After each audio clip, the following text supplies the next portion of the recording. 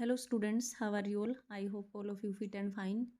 And today we will discuss about food intolerance means भोजन असहनशीलता। क्या है भोजन असहनशीलता, उसके बारे में हम बात करेंगे। फूड इंटॉलरेंस मीन्स किसी पौधे अथवा पशु से प्राप्त आहार को बिना किसी उसके प्रतिकूल प्रभाव को उपभोग न कर पाना, यानी डाइजेस्ट न कर पाना। यानी सरल शब्दों में हम यह भी बोल सकते हैं कि असहनशीलता का जो अर्थ है वो है किसी भी प्रकार के भोजन को पचा न पाना। इस प्रकार की असहनशीलता प्रायः भोजन के किसी रासायनिक घटक के कारण होती है। तो फूड एलर्जी और फूड इंटॉलरेंस में डिफरेंस है।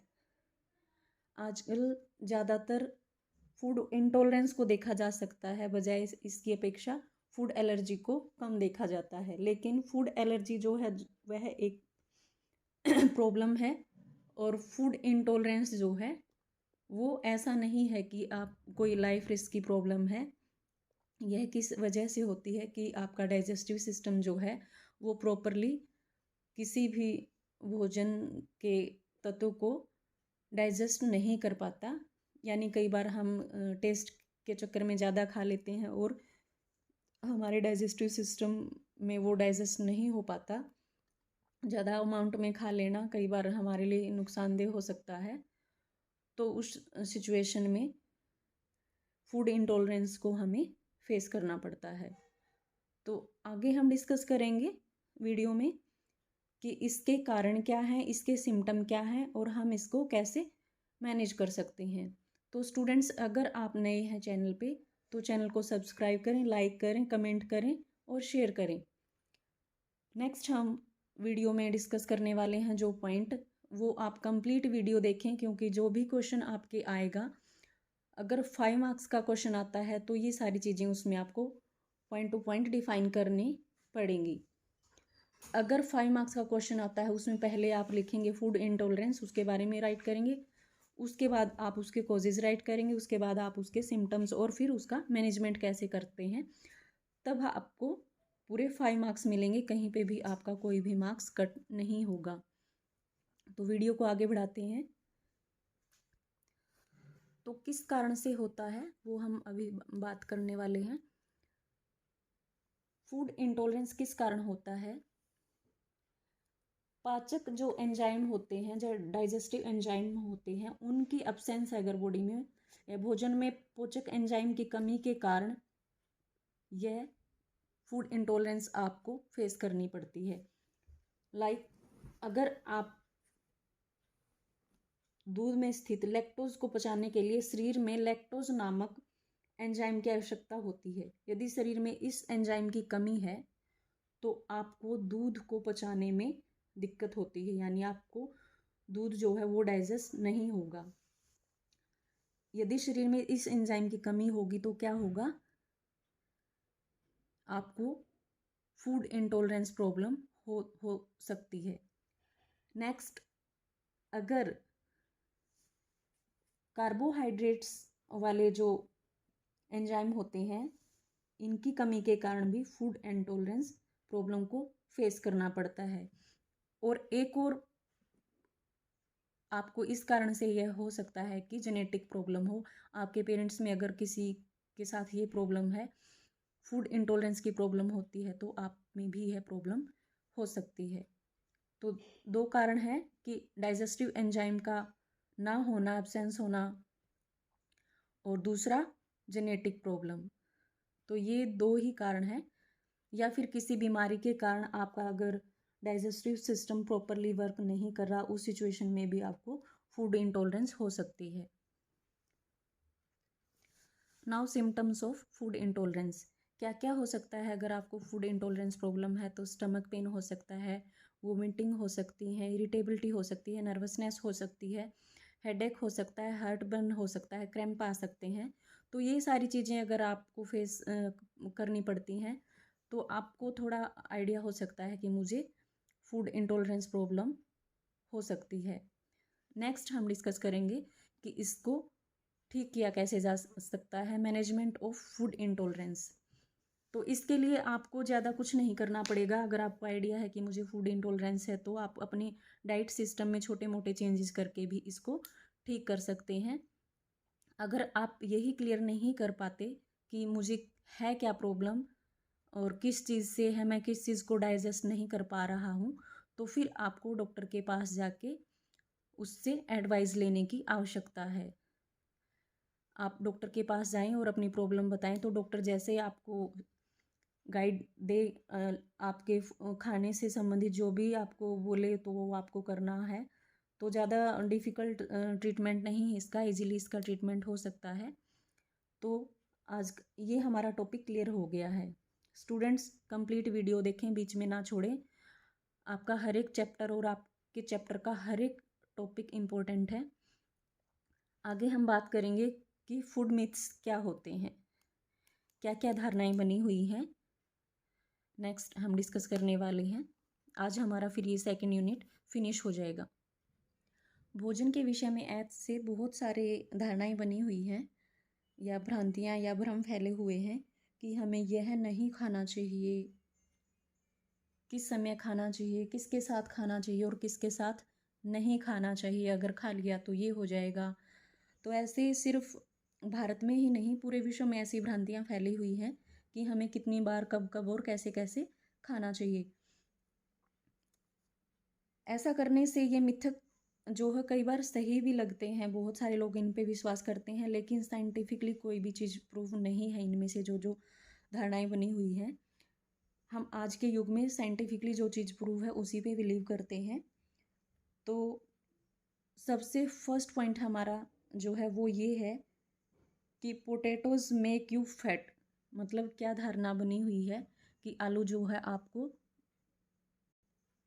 क्या कहते हैं कि आलू जो है आपको मोटा बनाते हैं, लेकिन ऐसा नहीं है। कार्बोहाइड्रेट हमारे शरीर की रिक्वायरमेंट है और जितने न्यूट्रिएंट्स हमें चाहिए उतने तो हमें लेने पड़ेंगे, क्योंकि जो कार्बोहाइड्रेट है वो एक रिच सोर्स है हमारे एनर्जी का।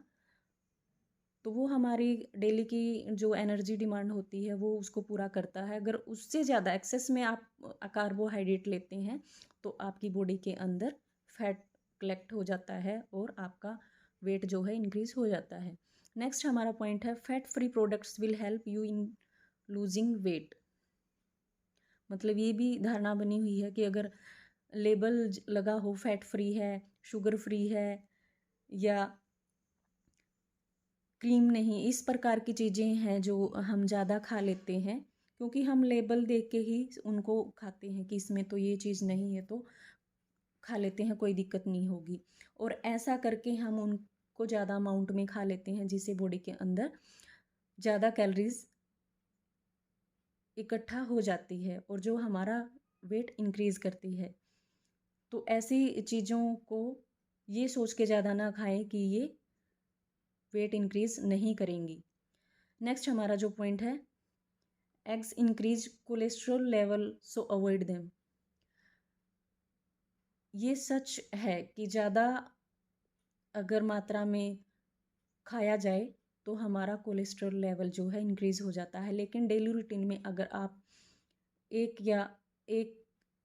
या दो खाते हैं अपनी एज के अकॉर्डिंग, अपनी बॉडी रिक्वायरमेंट के अकॉर्डिंग, तो उससे ऐसा कुछ नहीं होता कि आपका कोलेस्ट्रॉल लेवल जो है इंक्रीज हो जाएगा। अंडे से बहुत सारी चीज़ें मिलती हैं, जैसे प्रोटीन है और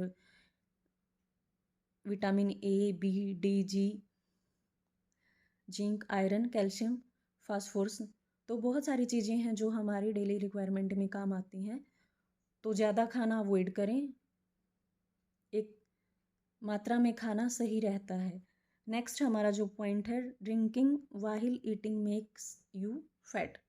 यह भी एक भ्रम फैला हुआ है कि जब आप खाना खाते हैं उस टाइम पे अगर आप पीते हैं तो वो आपको मोटा कर देता है। ऐसा कुछ नहीं है, साइंटिफिकली ऐसा कभी प्रूव नहीं हुआ है। उसके हिसाब से तो हम अगर पानी पीते हैं साथ में तो ऐसा कुछ नहीं है, बल्कि हमारा मेटाबॉलिज्म जो है सही रहता है, अच्छा प्रोसेस में रहता है, अच्छा वर्क करता है। तो ये भी एक गलत धारणा है। नेक्स्ट पॉइंट है, don't take milk immediately after eating fish. यानी अगर आप फ़िश खाते हो तो उसके बाद तुरंत आपको दूध नहीं पीना चाहिए। उससे क्या होगा कि जो आपकी बॉडी पे वाइट वाइट स्पॉट हो जाएंगे। तो ऐसा कुछ नहीं है, कभी भी प्रूव नहीं हुआ कि ऐसा किसी के साथ हुआ हो। तो आप दोनों चीज़ें साथ भी खा सकते हैं। साइंस ऐसा कहता कि ऐसा कुछ नहीं है। तो ये भी एक मिथक ही है। Our second last point is starve yourself is you want to lose weight। मतलब कि अगर आपको अपना वेट कम करना है तो भूखा रहो, ऐसा कुछ नहीं है। अगर अपना वेट कम करना चाहते हैं तो उसके लिए आपको भूखा रहने की कोई आवश्यकता नहीं है, बल्कि अच्छा और हेल्दी फूड खाएं। अगर आप हेल्दी डाइट लेते हैं तो उससे आपको लंबे टाइम तक भूख नहीं लगेगी और आपको ज़्यादा खाना नहीं पड़ेगा, बार बार खाना नहीं पड़ेगा। तो ये भी एक गलत धारणा बनी हुई है कि अगर आप अपना जो है वेट कम करना चाहते हैं तो खाना छोड़ दें। ऐसा कुछ नहीं है, खाना छोड़ने से वेट कम नहीं होगा, उल्टा इंक्रीज हो जाएगा। यदि आप अपना वेट कम करना चाहते हैं तो भूखे रहो, ये वाली बात गलत है। तो आपको भूखा रहने की आवश्यकता नहीं है। आप अच्छा खाएं और कम खाएं।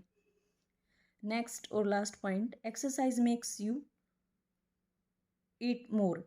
ये भी एक मिथक है कि जो लोग एक्सरसाइज करते हैं वो ज़्यादा खाते हैं उन लोगों की अपेक्षा जो एक्सरसाइज नहीं करते।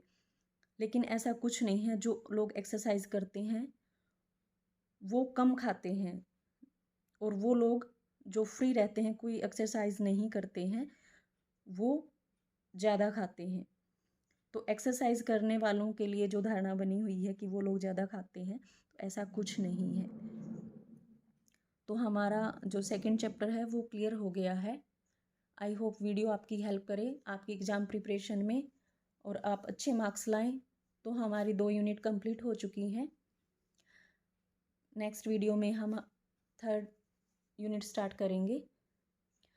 वीडियो अगर पसंद आ रहे हैं, आपकी हेल्प कर रहे हैं, तो लाइक करें, शेयर करें, कमेंट करें और बेल आइकन को प्रेस ज़रूर करें। Thank you so much. Have a nice day.